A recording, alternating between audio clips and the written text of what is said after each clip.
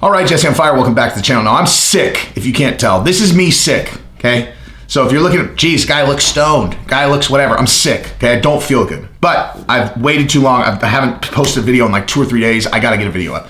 And what we're gonna talk about is we're gonna talk about this Max Holloway and Conor McGregor boxing match. And I'll tell you why this actually makes sense. Bisping is the one who brought it up on his video this morning. I'm gonna talk about that. I'm gonna talk about what he said, what was correct. All of it was correct, actually. I'll go a little bit deeper also. And then, and we'll talk about all of it, all right? So if you like the content, subscribe and ring the bell. If you have ever thought to yourself, I don't want to support this guy by giving him a like or a comment. Well, today, I literally just got done taking a COVID test. I don't feel good. I'm doing this because I have people that watch my channel. I feel guilty not posting. I'm toughing it out, dude. I took a shower. I put all this on for you guys. All I'm asking, comment, like, share. So, okay, so let me actually start here. So what we're going to get towards is Bisping saying that it's possible that Conor and Max Holloway would fight in a boxing match, and that makes sense, actually, and I'll tell you exactly why. But there's a lot more stuff, you know, between here and then, and it's not a certainty anyway. So if you're looking for me to go, Conor and Max Holloway are for sure fighting in a boxing match, that's not what this video is. But I do think there is a probability that it's possible, okay? Now, what the point that Bisping was making in his video is called, I believe, if I'm remembering correctly, it was called Stop Calling Out Conor McGregor, okay? And he was talking to Michael Chandler and Max Holloway, okay? And the point that he was making wasn't that Chandler doesn't deserve it or that Holloway doesn't deserve it. He was saying Conor's hurt, like Conor is injured. There's no way he's gonna be able to go through a full camp. You know, and Bisping was talking about himself, and he was saying that he could do all the things that Conor is taking videos of himself doing, but there's no possible chance that right now he could go through a camp. He's saying Conor just snapped his leg in half. So he clearly is not that close to being able to fight. And the other thing he was saying was, like, of course everybody wants to fight with Conor. And I'm just going to touch on that real quick. Like, of course everyone wants to fight with Conor. Of course, right? Because there are actual, like, mathematical equations you can run as it relates to if I fight Conor, then X, okay? Now, a lot of people think that if you fight Conor, that automatically means you make a bunch of money. That's not true, okay? That's just not true. And I'll tell you exactly how I know. Because Dustin Poirier did not get a back-end piece of his first fight with Conor. And remember, if anybody is new to my channel, I did a video a long time ago, maybe not a long time ago, certainly maybe 5 months ago, where I told you guys, I talked to one of Dustin's best friends. I was cagey about it at the time. I'll tell you guys now, it was Theo Von, okay? I was this close to Theo Von, sitting at a table at Kid Rock's house, having a conversation with Theo Von, from me to the camera. He's 2 feet away from me, talking to me directly. He told me straight up 100% Dustin did not have any piece of the pay-per-view on his first fight. And that the deal that he got for the second one, which we subsequently found out was a $5 million base plus pay-per-view, he got that because he finished Conor in the first round. So he didn't have a piece of the pay-per-view. And everybody knows that Cowboy didn't have a piece of the pay-per-view either when he fought Conor, okay? So this idea that, like, you fight Conor, you're rich, that's not true. That's an idea that was perpetuated by Conor in fight buildups. It's red panty night because you get to fight me. That's true if you are the champion and you get to fight Conor, okay? Eddie Alvarez, red panty night, okay? Jose Aldo, rough night at the office, red panty night, okay? Because they're the champion and they've got a back-end piece of the pay-per-view when they fought Conor. Those guys did a red panty night. Mayweather, fucking big red panty night, right? These other guys, no. Now, Dustin, yes, in the second fight because he knocked Conor out in the first one. But any, like, these regular guys, okay, you're going to fight Conor next. Why would they give him a piece of the pay-per-view? Unless it's a super fight, okay? So if they did a Holloway and Conor like headliner, then sure. You know, Holloway would definitely get a piece of that pay-per-view, especially if it was a special rules match, like if they did a boxing match. Chandler, maybe, you know, like, it's possible. But Chandler's saying it's not even about that for him. He's saying he wants to create incredible moments throughout his career. And I get that, dude. I get that because he's done that so far. I mean, dude, the Dan Hooker fight, that was the greatest single debut of any fighter ever. I will stand by that. There's never been a UFC fighter who had a better debut than that. Ever. Okay? Ever. If you're in the conversation like best debut ever, you'd be talking Anderson Silva over Chris Lieben. Okay? But that was not like that, dude. Michael Chandler was coming in with all those expectations. People had no idea what he was going to do. He had a full, he's a champion in Bellator. He's coming over. People don't know what to expect from him. And he smoke show dirt naps Dan Hooker and then had the best post-fight speech like ever, like ever. He gave a hair from being the champion in his second fight. And then he has the best fight he had the best three-round fight ever in his third fight. But a fight with Conor where it was like, okay, it's a Chandler and Conor super fight, like where he's going to get a piece of the back end.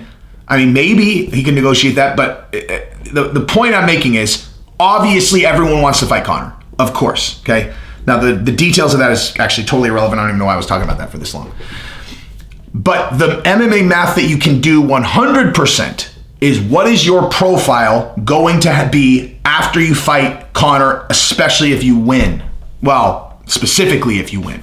Like if you fight and beat Conor, what does that do for your profile? There's nothing that does more for a profile than fighting Conor and you doing well. I mean, listen, like look at Dustin now compared to the end of 2020, right? Look at Masvidal, before he fought Darren Till, and then after he fought Darren Till, and then before he fought Nate Diaz, and then after he fought Nate Diaz. Like these are all things that like you take shine from the guy you fight. That's real MMA math, okay? If this is how big of a star I am now, and I get to fight a guy who's this much of a star, and I beat this guy, what happens to my profile? That's real MMA math. Like that's MMA math that you can set your watch to, okay? But as it relates to, are you going to actually get to fight Conor now? Now, I have been saying that I did not think that Chandler would get the Conor fight, like right now. And when I was talking about that, I didn't, like Chandler now is making very clear he wants that fight. Like he put it on his story today. And I, of course, are you kidding me? How much I would love to watch that fight. I would love to watch that fight. Let me just make that perfectly clear. I would be ecstatic to watch Chandler fight Conor, okay? When I've been saying that I didn't think they would do that fight, and I was like, you could bet your life they're not going to do that. That is taking into that is assuming, okay, that these two guys that they want, both Chandler and Conor, in the title picture at 155. Okay, so like there are certain rules that the UFC lives by that normally they do not break, and I'm operating under the assumption that they still have designs on Conor and Chandler being in the title picture because those two guys are the two most marketable guys at 155. And yeah, you could do one super fight with them, but how big of a super fight is it when they're both coming off two losses? Like the UFC's business model is building up to huge fights, right? Huge fights. Now, both these guys, if they come off a single victory each, that is a fight that will sell out beyond belief, right? Beyond belief. And if one of them takes 3 straight losses, what does that do to their marketability? Okay, you know how hard you have to work to get out of a 3 straight loss situation? That's why I don't think that they will risk it because Chandler's too big of a star. I'm not saying it to like shit on Chandler. It's the exact opposite. I'm saying he's too big of a fucking star. I don't think that, and Chandler has to understand that he's good enough that they have to assume there's a high probability he could beat Conor, right? And do you think they're going to put Conor in a position to lose his 3rd straight, right? Like if the UFC's main focus is making sure that Conor gets a victory on his next fight, are they going to put him up against fucking Michael Chandler? Fuck no. Would you? Chandler, would you put you in there against Conor if they're trying to give Conor an easy fight? You're the fucking least easy fight there is, dude. There isn't a less easy fight. You're a fucking nightmare, dude. You're a fucking nightmare for Conor. A fucking nightmare. Seriously. I know you didn't try to take Gaethje down, but like, we've seen what happens if someone puts Conor on his back, dude. Like, you are a fucking nightmare matchup for him. And anyway, whatever. So, there's that. But Holloway. I'm sorry, Jesus, that is the longest fucking tangent ever, or like lead-in ever. But what Bisping said is he said that when Holloway said at the press conference that he was on a short list with Conor, but he can't really talk about anything else. And they were talking about the boxing thing. Conor says, Holloway's not the best boxer in the UFC. Holloway's like, whatever. And Bisping alluded to maybe they're going to do a boxing match between Holloway and Conor. Okay, normally you can throw that kind of idea out the window as it relates to like special rules matches, because they've had a billion opportunities to do special rules matches, whatever. Here's the thing. The rules don't apply to Conor, okay? Certain rules, the rules like that. Like the rules don't apply to Conor. They just don't, right? And if you do special rules and that gets you a Conor fight 6 months before you would have had it otherwise, and it doesn't really affect his MMA, thing, like it's basically like an event you could put on that doesn't affect, like, let's say he loses a decision to Max Holloway in a boxing match. What does that have to do with his 155-pound MMA comeback? Nothing, right? There's a possibility they would do that. Now, if it was any other two fighters, they wouldn't do it. But with Conor, they might. They might do a boxing match between him and Holloway because his leg is broken, okay? His leg is broken. He already can move around, right? You're already watching videos of him. Like, that's very different than throwing a leg kick into a titanic leg like Dustin Poirier's or whoever's, right? It's a very different thing. His leg is compromised, okay? He can move around and box. That's a very different thing. And so he can come back much faster. He can come back with bongo gloves on and potentially fight Holloway. I don't know if they're going to do it, but the point is they could. That could actually happen. And I commend Bisping for even coming up with that, because I was like, damn, that could actually happen. Like, they could actually do that. That doesn't violate any of the algorithm rules that I've been telling you guys. I've been laying out, like, I've already had them, but I've been trying to share with people certain rules they don't break.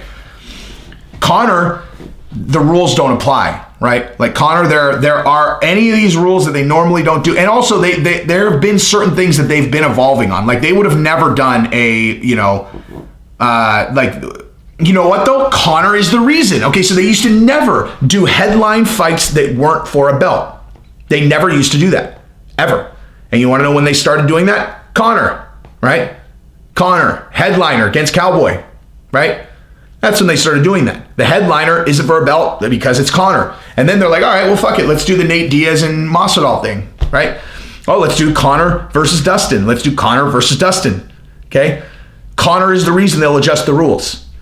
So, I mean, it could happen. I actually don't think that that's implausible. But yeah. And again, now look, going back to the Chandler thing, it is possible that they do the Chandler fight with Conor, but only if they, have just decided Conor is going to be doing big exhibition fights and he's not going to be in the title picture, right? And also if they've decided that Chandler is expendable. And I don't think either of those things is the case. Okay? I don't think either of those things. I think that their best case scenario, in all honesty, is Chandler as the champion. Like, I think their best case scenario in terms of marketability is Chandler as the champion, because Chandler will stay and do the traditional thing where he wins the championship, defends his belt on the microphone, fucking amazing every single time. Conor will win the belt and then he'll be like, I'm gonna go fight Israel Adesanya or whatever. You know what I mean? Like, I got a comment the other day that they were saying Chandler's not marketable. I'm like, what fucking movie are you watching, bud? Chandler's not marketable? Who's marketable then? Like, what determines who's marketable? Okay? Because that's just fundamentally inaccurate. It's not even up for debate. Now, I think the UFC wants Conor to be the champion more than anything, but that's just because, it's Conor. But I just think Conor will sell out everything anyway. If you honestly, if you're actually trying to figure out, if you're running the numbers, if you got me in that room, which, by the way, for the 1,000th time, I'm up for that, dude. You guys can put me on. I'll move to Vegas. I will sit in that room with you guys all day and strategize all day long. Okay, Sean, Hunter, Data, all day long. If you actually run the numbers, here's what I would bet. Not that it doesn't matter. I mean, you can't control who's going to win and who's going to lose. All you can do is set the table and then hope that the outcome that you want happens. It usually doesn't for them, actually, recently. Recently, all the big moves that they've been making don't end up playing out the way they want to. Nate Diaz didn't beat Leon Edwards. That was what they wanted. Conor did not beat Dustin either time. That's what they wanted. I mean, it just is what it is. Colby did not beat Kamaru, and then, so you scrap the Masvidal thing. I know what they're doing. The UFC is the most straight edge organization there is. That's what you guys have to understand. Do you understand how easy it would be for the UFC to rig things and then create the biggest fights ever, and they don't do that. The UFC plays it straight every time. You know how much money they have? You know how easily they could pay someone to take a dive? You want to know how you know that they don't do that? Because these guys that they're setting up keep on not winning, right? Because those are the fights they're setting up. You think that they don't want Nate Diaz to beat Leon Edwards and become the number one contender? Are you serious? Do you have any idea how much, like what kind of pay-per-views a Nate Diaz title shot would do? You have any idea what Colby versus Masvidal for a title shot would have, I mean, you know, for the belt? You have any idea what that would have, you know, Conor, you know, getting a title shot after beating Dustin Poirier? You have any idea what kind of numbers that would have been? Do you understand what, like, if he would have beat Dustin the first time, Dana would have paid Khabib $1 billion to do that fight with Conor. You understand what Khabib and Conor 2 would have done before Khabib was really solid in retirement? You have any idea what kind of pay-per-view numbers that would have been? But they play it straight and Dustin knocked Conor out. Man, I just expended a lot of energy. I feel like shit, I need to go lay down. Anyway, I love you guys. Thanks for listening. Peace.